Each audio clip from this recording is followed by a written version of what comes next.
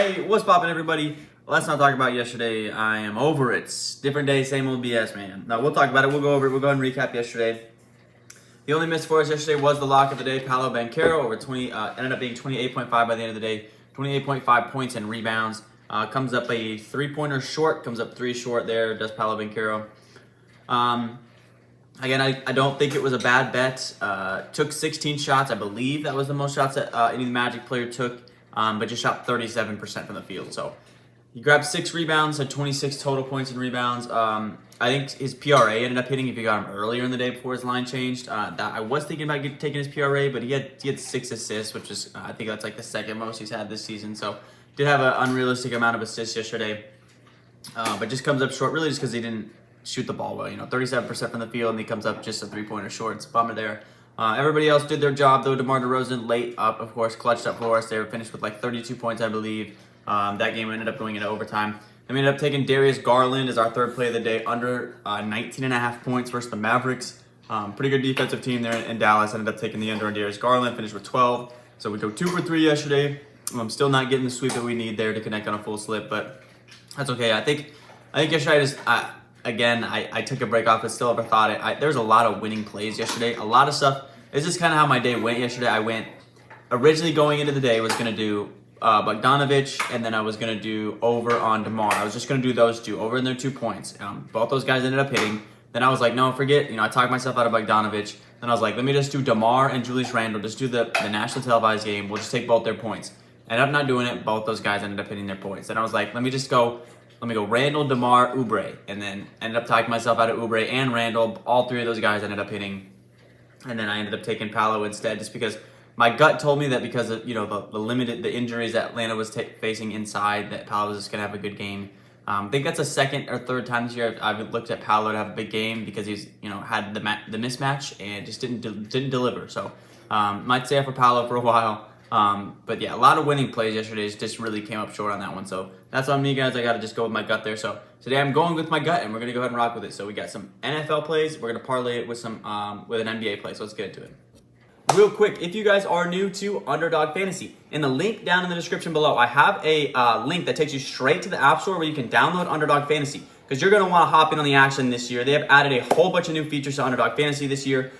Starting with the brand new insurance feature, okay? This insurance feature is a new thing that has been super requested for the fans and the customers of Underdog Fantasy. Essentially, all you do is you click insurance right here. And if you can see right there, all you have to do is hit 4 of these picks to win, but the value does drop down. So if you turn off the insurance, you do a $10 bet, you obviously get $200. And if you turn on the insurance feature, it drops down a multiplier down to 10. But if you miss one of these picks, say, Jameis Winston gets hurt or something, he doesn't end up throwing 2 touchdown passes. But everybody else hits, like Lamar, Jonathan Taylor, Derrick Henry, and Justin Jefferson. All these guys hit. You still hit the slip. You just get it for $100. Just goes down a multiplier, which is a huge feature a lot of people have been asking for, so they received it. Also, they have added second half lines now to games. Obviously, it is on. There is nothing up because there's no NFL second half games, but they have added NFL second half.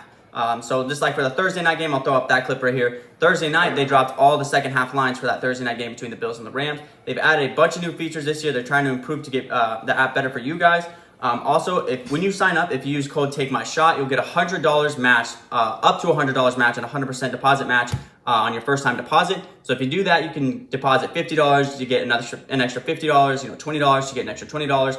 Whole lot of stuff coming with Underdog Fantasy this year. Make sure you sign up with code TAKEMYSHOT. Now let's get to today's bets.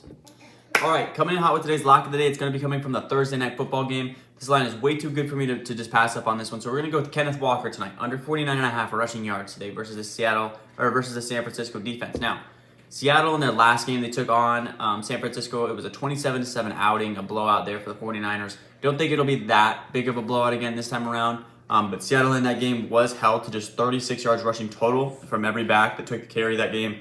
I know Kenneth Walker's role in that game was a lot different than it is now. But in that game, he did just have 4 carries for 10 yards.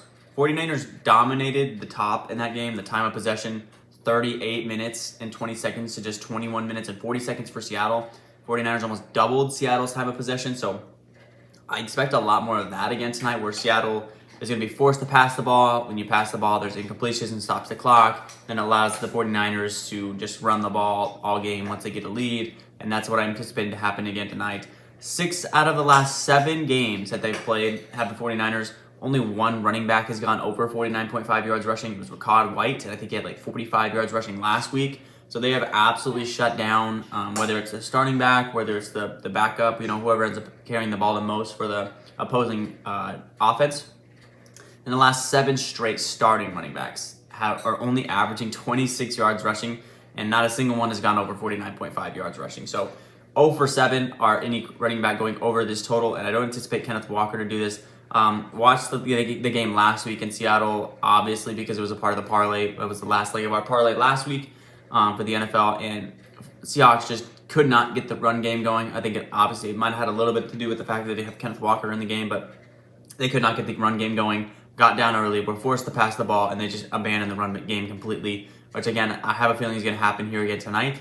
And that's exactly the opposite of what the 49ers did last game. 49ers game, or that last game, got up early, held on to the lead, and ran the ball 45 times for 189 yards. That's kind of what I'm anticipating to happen this time around. That's kind of what the Panthers did as well last week versus the Seahawks. They just pounded the rock, and I think they ended up running for over 200 yards, did the Carolina Panthers, and they just drained the clock. Got up big early, just drained the clock, and just ran the ball. So anticipating that to happen today with Kenneth Walker, to go under 49.5 yards rushing today as our lock of the day. All right, our second play of the day today will be an NBA play. We're going to go with Zion Williamson tonight, over 35.5 points and rebounds. His last 7 games for Zion Williamson, he is averaging 30 points and 9 rebounds.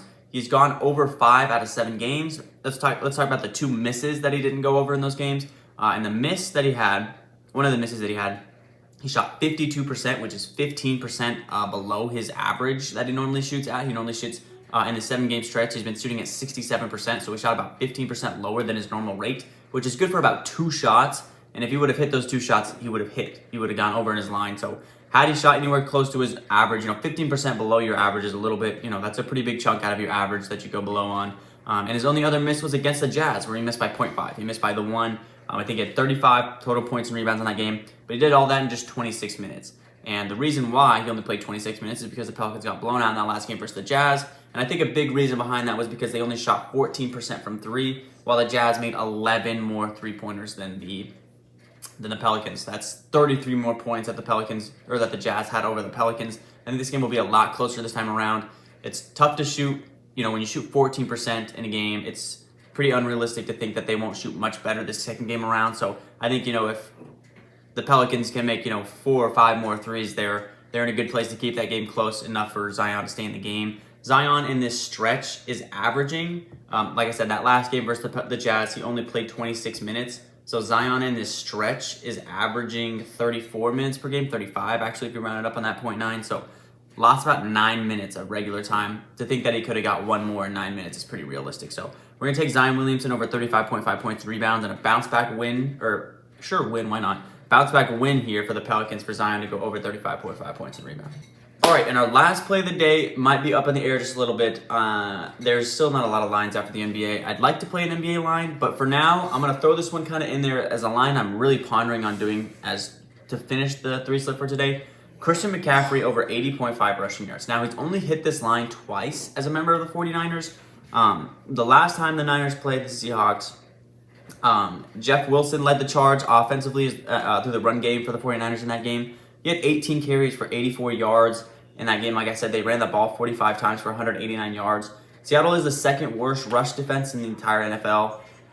The last couple of games for them, they have 45 carries for 223 yards, what they gave up to the Panthers. Deontay Foreman had 21 rushes for 74 yards.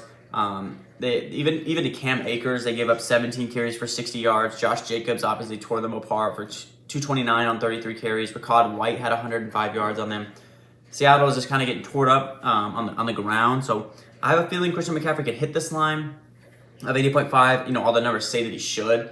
Only thing I'm worried about is he really hasn't gotten close in a lot of games. A lot of games he's only ran for about 30, 40 yards. Really hasn't gotten close on the rushing side of things. And his receiving and rushing total sits at 121. That's just a little bit pushing it for me just because I think this game could get out of hand. The last couple of weeks has led the charge as far as getting the most carries through the run game, has Christian McCaffrey. I'm thinking about this one though. I'm really pondering. I want to play this one. My gut tells me to really play this one. And based upon what happened yesterday, I probably should play this one. But I'm just going to throw this one out there because I really do like this play. Still waiting on just a handful of lines in the NBA. We don't even have a full game of lines out yet. So for the NBA, so this is probably the play that's going to end up getting played by the end of the day. But of course, you're going to want to follow me on Instagram because if I do end up changing it, I will let you guys know on there. So with that being said, that is going to be our last play of the day today. Okay, so that means today's perfect 3-slip for now. We at least have 2 plays that are 100% getting played. So the lock of the day, Kenneth Walker, under 49.5 rushing yards. That one's 100% going to be a play. And then Zion Williamson over 35.5 points and rebounds will 100% be a play. McCaffrey over 80.5 rushing yards is likely. What is going to end up getting played? Like I said, there's still not a whole entire game even available yet on Underdog Fantasy. No Miami Heat lines. The Heat always be, or how the Heat always be with their injuries. This Memphis-Milwaukee game, it should be a really good game tonight, so I really want to take a play out of that game because I think it's going to be such a good game, but, just wait on it sometimes, with injuries, injuries happen, we don't get the best out of lines by the end of the day, so I like to wait till the end of the day, so that is going to be today's perfect 3-slip for now. All right, boys, so with that being said, that's going to wrap up today's video. Going to do a combination of some NFL, combination of some NBA, big game tonight in the NFL, got a couple of big games tonight in the NBA, so I really wanted to merge them together. So with that being said, I will catch you guys tomorrow. Peace.